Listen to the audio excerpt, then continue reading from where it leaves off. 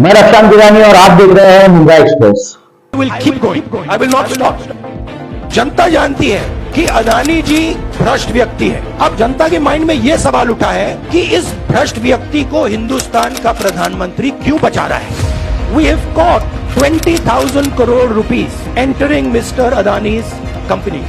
Nobody knows whose money that is. That money cannot be Mr. Adani's money. All this OBC, disqualification, anti-national, all this is to distract from the panic that the Prime Minister is feeling, that his relationship with Mr. Adani is going to be exposed. Let me tell you, that relationship is going to be exposed. Nobody is going to stop that. मैं सच्चाई बोलता हूँ, राजनीति में ये fashionable बात नहीं है, मगर ये बात मेरे खून में है। मैं और कोई रास्ता निकाल ही नहीं सकता हूँ। तो मेरा काम ये है, ये मेरी तपस्या है, जीवन की तपस्या है। इस देश ने मुझे सब कुछ दिया है, प्यार दिया है, इज्जत दी है, इसलिए मैं ये करता हूँ। मैंने आप सब से काफी बार बोला है कि हिंदुस्तान में लोकतंत्र पर आक्रमण हो रहा है और इसका हमको हर रोज नए नए उदाहरण मिल रहे हैं। सवाल मैंने एक ही पूछा था, फाउंडेशन पे जाता हूं, अदानी जी की शेल कंपनीज हैं, अदानी जी की शेल कंपनीज हैं, उसमें 20,000 करोड़ रुपया किसी ने इन्वेस्ट किया। अदानी जी का पैसा नहीं है, अदानी जी का इंफ्रास्ट्रक्चर बिजनेस है, पैसा किसी और का है। सवाल यह है, ये जो 20,000 करोड़ रुपए हैं, ये किसके हैं? यह सवाल मैंने पूछा। मैंने पार्लियामेंट हाउस में प्रूफ देके, जो मीडिया रिपोर्ट से मैंने निकाला, अदानी जी और नरेंद्र मोदी जी के रिश्ते के बारे में डिटेल में बोला। रिश्ता नया नहीं है, रिश्ता पुराना है। जब नरेंद्र मोदी जी गुजरात के सीएम बने थे, तब से रिश्ता है और उसके बहुत सारे पब्लिक प्रूफ्स हैं। हवाई जहाज में मैंने फोटो दिखाई, नरेंद्र मोदी जी बड़े कंफर्ट में बैठे हुए थे अपने दोस्त, अपने मित्र के साथ। पार्लियामेंट में मैंने दिखाई। यह सवाल मैंने पूछा। फिर मेरी स्पीच को एक्सपंज किया गया। मैंने स्पीकर को डिटेल चिट्ठी लिखी, पॉइंट बाय पॉइंट, कि मैंने कहा कि एयरपोर्ट्स अदानी जी को रूल बदल के दिए गए हैं। ये लीजिए रूल की कॉपी जिसको बदला गया है। चिट्ठी लिखी, कोई फर्क नहीं पड़ा। फिर मेरे बारे में मंत्रियों ने पार्लियामेंट में झूठ बोला कि मैंने विदेशी ताकतों से मदद मांगी। मैंने ऐसी कोई बात नहीं की है। मैंने कहा स्पीकर से, मैंने जाके कहा, स्पीकर सर, पार्लियामेंट का नियम है कि अगर किसी मेंबर पर कोई एक्यूजेशन लगाता है तो उस मेंबर को जवाब देने का हक होता है। मैंने एक चिट्ठी लिखी, उस चिट्ठी का जवाब नहीं आया। दूसरी चिट्ठी लिखी, उस चिट्ठी का जवाब नहीं आया। फिर मैं स्पीकर के चेंबर में गया। मैंने स्पीकर सर से कहा, स्पीकर सर, ये कानून है, ये रूल है, इन्होंने झूठा आरोप लगाया है, मुझे आप बोलने क्यों नहीं दे रहे हैं? स्पीकर सर मुस्कुराते हैं, कहते मैं नहीं कर सकता। और फिर उसके बाद आपने सबने देखा क्या हुआ। सवाल पूछना मैं बंद नहीं करूंगा। नरेंद्र मोदी जी का अदानी के साथ क्या रिश्ता है और 20,000 करोड़ रुपए किसके हैं, मैं पूछता जाऊंगा। मुझे कोई डर नहीं लगता इन लोगों से। और अगर ये सोचें कि मुझे डिस्क्वालीफाई करके, धमका के, जेल में डाल के मुझे बंद कर सकते, नहीं। मेरी वो हिस्ट्री नहीं है। मैं हिंदुस्तान के लोकतंत्र के लिए लड़ रहा हूं और मैं हिंदुस्तान के लोकतंत्र के लिए लड़ता रहूंगा, किसी चीज से नहीं डरता हूं। यह सच्चाई है। अब आप सवाल पूछिए। एक एक करके प्लीज। हाँ मोहित, आई से it in English also.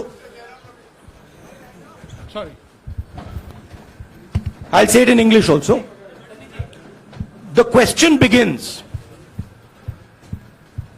few weeks back in Parliament, where I asked the Prime Minister a very specific set of questions. Question number one, 20,000 crore rupees or $3 billion are in shell companies owned by Mr. Adani. Mr. Adani could not have generated this money.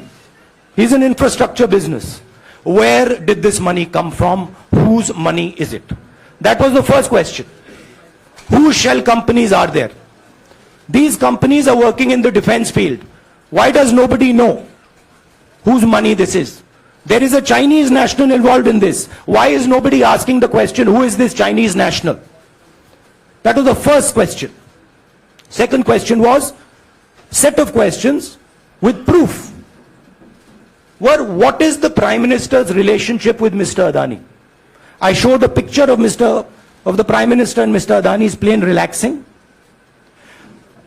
I gave documentation about the defense industry, about the airports, about statements made in Sri Lanka, about statements made in Bangladesh, pictures of Mr. Narendra Modi sitting with the State Bank chairman in Australia. And I put this proof on the table. Immediately after that, the BJP started its work. My speech was expunged. I wrote a letter to the Speaker with a detailed explanation on the defense industry, on the airports, with press clippings, supporting documents, legal documents, and said, this is the supporting foundation of my speech. I have not made this speech, I have not invented this. This is detailed research, here it is. Nothing happened. Nothing was revoked. My speech today is not part of the record of Parliament. The same, by the way, was done with Mr. Kharge. After that, BJP ministers lied about me in Parliament. They made the statement to distract from the Adani issue. The whole game, disqualification, and all these statements are to distract from the central question, whose money is it? 20,000 crores, whose is it? Kiska hai ye? That's the main question. The whole thing is to distract. So, they said that I've asked foreign forces to help India. Most ridiculous statement. I have never made such a statement. You can look at all the conversations I had in the United Kingdom. Not one such statement was made. In fact, I said this is India's problem. India has to resolve this problem, right? A minister lies on the floor of the House. I wrote to the Speaker and I said, Speaker, sir, it is my right as a member of Parliament, when somebody makes an accusation, to state my position. Please let me state my position. The first letter is not answered. I then write a second letter with more details, saying the names and what was said. Still no answer. I then go to the Speaker's chamber and I say, Speaker, sir, what is going on? We live in a democracy. You are the defender of that democracy. Why are you not letting me make my statement? The Speaker smiles and says, I cannot do that. Come and have a cup of tea with me. Right? So this is the whole drama that is being orchestrated to defend the Prime Minister from the simple question, whose 20,000 crore rupees, whose $3 billion went to Mr. Adani shell companies? हाँ जी मोहित, एक minute, सबको राहुल मौका जी, मिलेगा। राहुल जी, मोहित दुबे हूं मैं। मेरा सवाल यह है कि आप शहीदों By the way, sorry, I just need to finish that. I left out a part. Look, I am here defending the democratic voice of the Indian people. I will continue to do that. I am not scared of these threats, of these disqualifications, of these allegations, of these prison sentences. I don't care. I'm not scared of them. Okay? These people don't understand me yet. I am not scared of them. They are used to everybody being scared of them. I am not scared of them. Right? And I will continue to ask the question, what is the Prime Minister's relationship with Mr. Adani? It is an old relationship. It is a relationship that began when he was Chief Minister of Gujarat. Mr. Adani constructed the idea of Resurgent Gujarat, organized all that. This is a partnership. It's a close partnership. I'm going to keep asking that question. Rahul ji, मैं मोहित दुबे हूं। मेरा सवाल यह है कि आप शहीदों के परिवार से आते हैं। आपकी दादी भी डिस्क्वालीफाई हुई, जनता के बीच गई, आप सत्ता में वापस आए। आज के दौर में राहुल गांधी भी डिस्क्वालीफाई हो गए हैं क्योंकि तमाम आपने इश्यूज को उठाया, चीन के इश्यूज को उठाया। क्या राहुल गांधी भी जनता के बीच में जाएंगे और वही वापसी फिर से करेंगे? राहुल गांधी भारत जोड़ो यात्रा में 4.5 महीने जनता के बीच में रहेंगे और वो मेरा काम है, वो मैं करता जाऊंगा। हाँ जी, अनवर आज के हिंदुस्तान में जो पहले राजनीतिक पार्टियों को सपोर्ट मिलती थी, मीडिया से मिलती थी, बाकी इंस्टीट्यूशन से मिलती थी, वो नहीं मिलती है। तो ऑपोजिशन की पार्टीज को एक ही रास्ता है, जनता के बीच में जाने का। हाँ जी, अनवर। सर, भारतीय जनता पार्टी ने आप पर ओबीसी समुदाय के अपमान का आरोप लगाया है। इस पर आप क्या जवाब देना चाहेंगे भारतीय जनता पार्टी को? मैं पिछले भारत जोड़ो यात्रा में, आप मेरी कोई भी स्पीच देख लीजिए, मैं वहां कह रहा हूं सब समाज एक हैं, सबको एक साथ चलना चाहिए, भाईचारा होना चाहिए, नफरत नहीं होनी चाहिए, हिंसा नहीं होनी चाहिए। तो मेरी पोजीशन बिल्कुल क्लियर है। ये ओबीसी का मामला नहीं है, ये नरेंद्र मोदी जी और अदानी जी के रिश्ते का मामला है। 20,000 करोड़ रुपए जो अदानी जी को पता नहीं कहां से मिले, उसके बारे में मैं सवाल पूछ रहा हूं और उसका जवाब चाहिए। बीजेपी ध्यान को भड़काने की कोशिश करती है, कभी ओबीसी की बात करेगी, कभी विदेश की बात करेगी, कभी कुछ और बात करेगी, कभी डिस्क्वालिफिकेशन की बात करेगी, मगर सवाल यही है 20,000 करोड़ रुपए, $3 बिलियन किसका था? संजय मिश्रा। और वो अदानी का पैसा नहीं हो सकता। संजय मिश्रा।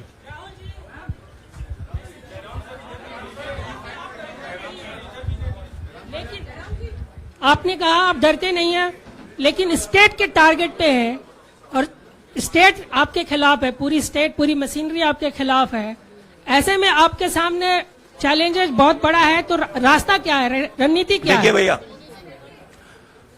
चाहे स्टेट हो चाहे कुछ भी हो, मैं सच्चाई को देखता हूं। मुझे और किसी चीज में इंटरेस्ट नहीं है, मैं सच्चाई बोलता हूं। राजनीति में यह फैशनेबल बात नहीं है, मगर यह बात मेरे खून में है। मैं और कोई रास्ता निकाल ही नहीं सकता हूं। तो मेरा काम यह है, यह मेरी तपस्या है, जीवन की तपस्या है, उसको मैं करता जाऊंगा। चाहे मुझे डिस्क्वालीफाई करें, मारे पीटे, जेल में डाले, मुझे कोई फर्क नहीं पड़ता। मुझे अपनी तपस्या करनी है। इस देश ने मुझे सब कुछ दिया है। शांत हो जाइए। इस देश ने मुझे सब कुछ दिया है, प्यार दिया है, इज्जत दी है, इसलिए मैं ये करता हूं। हाँ, Supriya. Sir, Rahul sir, BJP के जो लीडर्स आप पे अटैक कर रहे हैं उस पर आप क्या कहेंगे? और इसके अलावा वायनाड, वहां पर जब से खबर गई है, वहां पे लोग बहुत डिसबिलीफ में हैं, प्रोटेस्ट भी इरप्ट हो रहा है। आप अपनी कॉन्स्टिट्यूएंसी के लोगों को क्या कहना चाहते हैं? नहीं, मैंने सोचा है कि मैं अपनी, देखिए, मैंने कॉन्स्टिट्यूएंसी में भी बोला कि वायनाड के लोगों के साथ मेरा पारिवारिक रिश्ता है, फैमिली प्यार का रिश्ता है। तो मैंने सोचा कि मैं वायनाड के लोगों के लिए अपनी एक चिट्ठी लिखूं उनके लिए कि मेरे दिल में उनके लिए क्या है। तो वो तो मैं रिजॉल्व कर दूंगा। उनका, देखिए, बीजेपी के नेताओं का काम यही है। देखिए, वो सब नरेंद्र मोदी जी से डरते हैं, कारण आप जानते हो। नरेंद्र मोदी जी ने कहा कि देखिए ध्यान हटाना है। वो सब जानते हैं अदानी जी और नरेंद्र मोदी जी का रिश्ता, सारे के सारे जानते हैं क्या रिश्ता है, सब जानते हैं, मगर डरते हैं। तो अगर नरेंद्र मोदी जी ने उनसे कहा कि भैया ध्यान उधर करो, ध्यान उधर करेंगे। मगर सवाल यही है 20,000 करोड़ रुपए किसका है? हाँ जयनेंद्र राहुल जी पूरी कांग्रेस पार्टी, सर पूरी कांग्रेस पार्टी ये कह रही है कि आप चाहे वो गुजरात की कोर्ट ने आपको सजा सुनाई या आपका निलंबन हुआ, ये सब कुछ केंद्र सरकार प्रधानमंत्री के इशारे पर हो रहा है। लेकिन बीजेपी कह रही है कि कानून ने अपना काम किया है। तो जो ये दलील है कि कानून ने आपको सजा दी है और उसी की वजह से आपका निलंबन भी हुआ है, इस पर आप क्या देखिए, कहेंगे? लीगल मैटर है, पर ये हुआ है। लीगल मैटर है। मैं हिंदुस्तान के लीगल सिस्टम को रिस्पेक्ट करता हूं। मैं लीगल मैटर पे इस प्रेस कॉन्फ्रेंस में बात नहीं करना चाहता हूं। हाँ संजीव, अगर आपके लीगल सवाल होंगे तो आप हमारी लीगल टीम से पूछ लीजिए। Sanjeev 1 minute Sanjeev.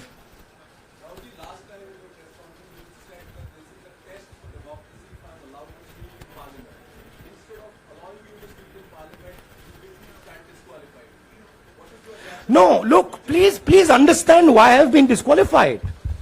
I've been disqualified because the Prime Minister is scared of my next speech. He's scared of the next speech that is going to come on Adani, right? I've seen it in his eyes. So he's terrified of the next speech that is going to come, and they don't want that speech to be in Parliament.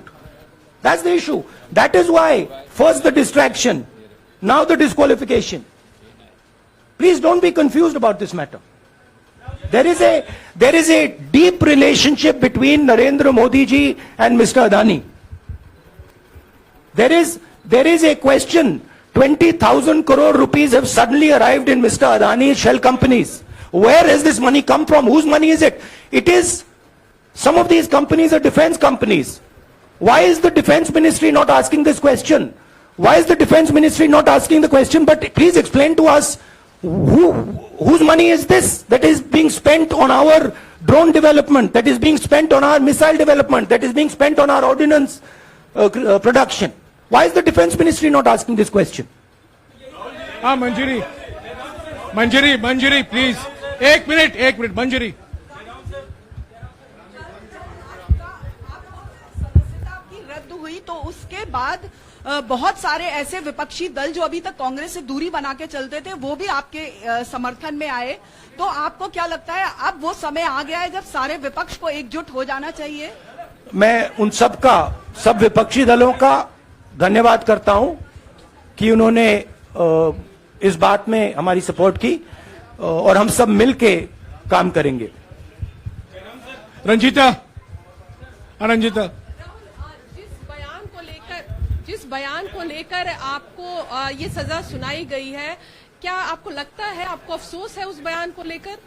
क्या कहेंगे उस बयान पर? अब देखिए, अब ये legal discussion है, उस पे मैं टिप्पणी नहीं करना चाहता हूं क्योंकि ये कोर्ट में मामला है। मगर मैं जो भी सवाल उठाता हूं वो सोच समझ के उठाता हूं। हाँ जी नीरज। राहुल जी अभी कुछ ही दिन पहले लक्षद्वीप के सांसद मोहम्मद फैजल की सदस्यता गई थी और बाद में हाईकोर्ट ने स्टे कर दिया था। अभी उनकी मेंबरशिप रीइंस्टेट नहीं हुई है। देखिए, सुन लीजिए। हाँ। राहुल जी सुन लीजिए, अभी उनकी सदस्यता रीइंस्टेट नहीं है, लेकिन चुनाव आयोग ने चुनाव की घोषणा करने के बाद उसे रोक दिया था। अगर ऊपरी अदालत से आपको स्टे मिलता है तो आपको उम्मीद है कि लोकसभा स्पीकर भी आपकी सदस्यता को बहाल कर देंगे? मुझे उम्मीद में कोई इंटरेस्ट ही नहीं है। चाहे मुझे सदस्यता मिले ना मिले, मैं अपना काम करूंगा। अगर ये मुझे परमानेंटली डिस्क्वालीफाई कर दें तो भी मैं अपना काम करूंगा। अगर मुझे रीइंस्टेट कर दें तो भी मैं अपना काम करूंगा। मुझे कोई फर्क नहीं पड़ता मैं पार्लियामेंट के अंदर हूं या बाहर हूं, कहां हूं। मैंने आपसे कहा मुझे अपनी तपस्या करनी है, मैं उसको करके दिखाऊंगा। आपके लिए नहीं, अपने लिए। रवि एक मिनट रमन। हाँ। एक मिनट रमन।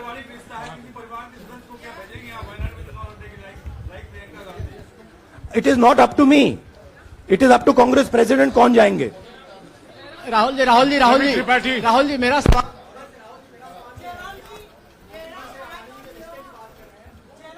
आपके यहाँ बैठे हैं, हाँ। दोनों मुख्यमंत्रियों का भी अडानी जी से रिश्ता है, उनके साथ लेन देन का मामला, उसका कहा जाए धंधे का मामला है, लेकिन क्या धंधे का ये मामला क्या बात कर रहे हैं? ये धंधा रोकेंगे ये लोग? जिनके पास जो भी स्टेट का उनके साथ नाता है, जो भी बिजनेस चल रहा है, वो बिजनेस रोका जाएगा क्या? देखिए, सिंपल सी बात है, आप डिस्ट्रैक्ट करने की कोशिश मत कीजिए। 20,000 करोड़ रुपए अदानी जी की शेल कंपनीज में कहां से आए? आप इंक्वायरी कीजिए। अगर बात निकली कि हमारे चीफ मिनिस्टर का पैसा है तो इनको जेल में डाल दीजिए।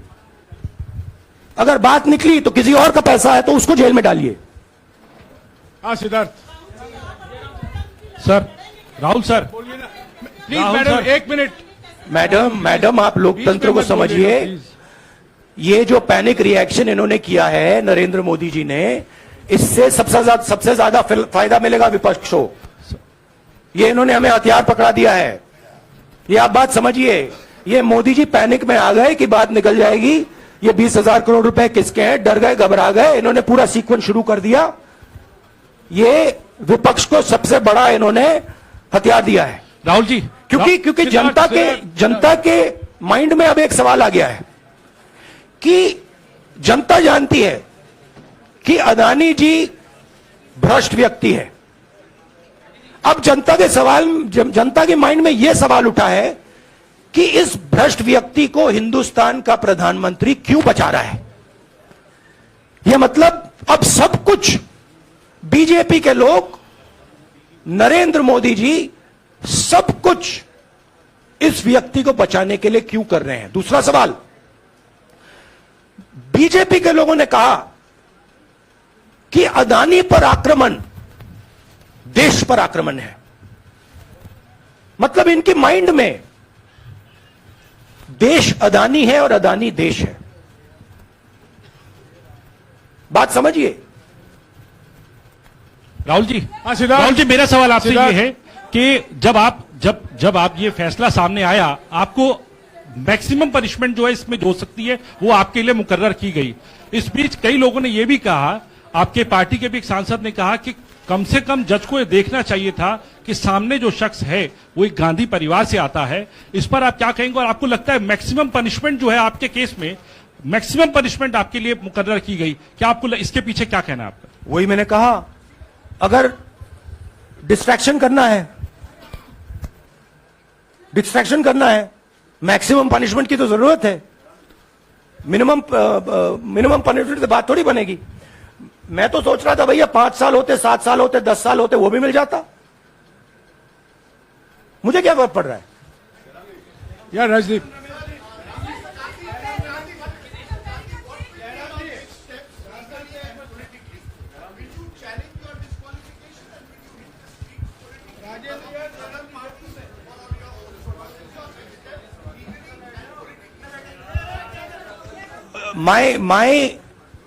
I have only one step, and that step is to fight for the truth in this country and to defend the democratic nature of this country that is under. Please let me finish, Rajdeep. Unless you want to answer it for me.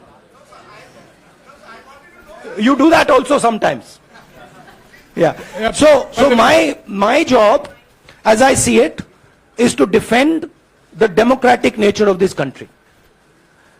And I will do whatever I have to do to defend the democratic nature of this country. What does that mean? That means defending the institutions of this country. That means defending the voice of the poor people of this country.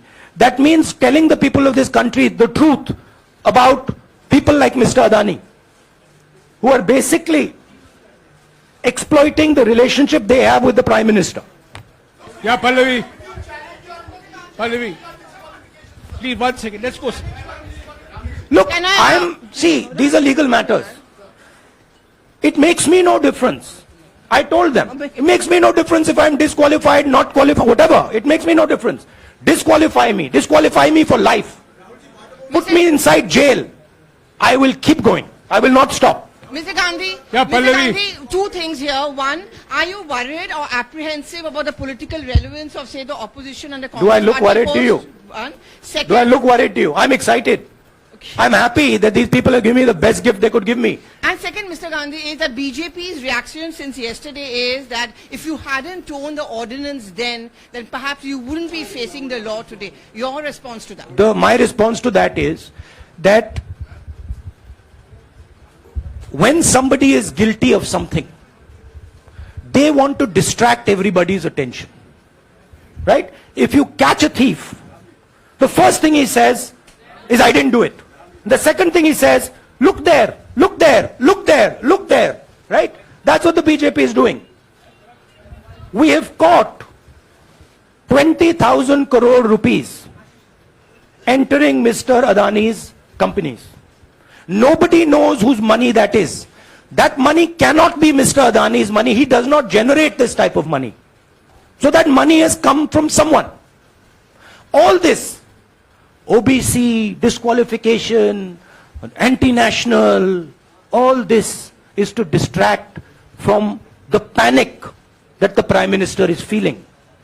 That his relationship with Mr. Adani is going to be exposed. Let me tell you, that relationship is going to be exposed. Nobody is going to stop that. It is going to happen. Because the opposition is going to press this thing until we find the answer. हाँ रवि सिसोदिया जी को दे दो। राहुल जी जो judgement आया उसको लेकर BJP ने उसको किया है कि आपने ओबीसी का अपमान किया। पूरे देश में प्रेस कॉन्फ्रेंस करने की तैयारी कर रहे हैं कि आपने ओबीसी का अपमान किया था। भैया देखिए, पहला आपका अटेम्प्ट वहां से आया, दूसरा आपका अटेम्प्ट यहां से आया, तीसरा आपका अटेम्प्ट यहां से आया। आप इतनी डायरेक्टली बीजेपी के लिए क्यों काम कर रहे हो? थोड़ी डिस्कशन से करो यार, थोड़ा घूम घाम के पूछो। क्या आपको ऑर्डर दिया है क्या? देखो मुस्कुरा रहे हैं। घूम घाम मैं आपको उदाहरण देता हूं। आप थोड़ा घूम घाम के निकाल नुकुल के बोलो। देखो ऐसे बोलो पहले, राहुल जी, हाँ तो please if you want to work for the BJP, then bring a BJP flag symbol here and put it on your chest. Then I'll answer you the same way I answer them. Don't pretend to be a pressman. Vikrant Rahul ji हवा निकल गई। Rahul ji BJP के लोग बार बार ये बात कहते हैं कि आपने जब विदेश में जाके भाषण दिया तो उन्होंने कहा माफी मांग लेते। अभी कहा कि कोर्ट में आपसे कहा गया माफी मांग लेते। तो जब ये लोग कहते हैं राहुल गांधी माफी मांग लेते, तो राहुल गांधी क्या सोचते हैं? राहुल गांधी सोचता है मेरा नाम सावरकर नहीं है, मेरा नाम गांधी है। गांधी किसी से माफी नहीं मांगता। और मैंने कहा, पार्लियामेंट हाउस में कहा कि भैया मुझे बोलने दीजिए ना, एक बार तो बोलने दीजिए। 2 बार चिट्ठी लिखी, तीसरी बार मैं पर्सनली स्पीकर से जाके कहता हूं, स्पीकर सर प्लीज, आप डेमोक्रेसी के लोकतंत्र के आप प्रोटेक्टर हैं, मुझे बोलने दीजिए। मुस्कुरा के कहते हैं भैया मैं तो नहीं कर सकता। आप नहीं कर सकते तो कौन कर सकता है? शायद मुझे जाके मोदी जी से पूछना पड़े, वो तो करने नहीं देंगे। तो मेरा जो पॉइंट है, इस देश में लोकतंत्र खत्म हो गया है। इस देश के लोग जो इनके दिल में है, हमारे दिल में है, बोल नहीं सकते हैं। इस देश के इंस्टीट्यूशन पर आक्रमण हो रहा है। और उस आक्रमण का मैकेनिज्म क्या है? उस आक्रमण का मैकेनिज्म नरेंद्र मोदी जी और अदानी जी का रिश्ता है, वो फाउंडेशन है। मैं नरेंद्र मोदी जी पर सवाल नहीं पूछ रहा हूं, मैं अदानी जी पर सवाल पूछ रहा हूं। बीजेपी अदानी जी को क्यों प्रोटेक्ट कर रही है? आप नरेंद्र मोदी जी को प्रोटेक्ट कीजिए। मैं अदानी जी पे पूछ रहा हूं, आप अदानी जी को क्यों प्रोटेक्ट कर रहे हो? आप इसलिए अदानी जी को प्रोटेक्ट कर रहे हो क्योंकि आप ही अदानी हो। Thank you. धन्यवाद दोस्तों, इंशाल्लाह फिर मुलाकात होगी ऐसी ही दिलचस्प खबरों के साथ में। जब तक के लिए सुरक्षित रहे, सतर्क रहे। जय हिंद, जय महाराष्ट्र।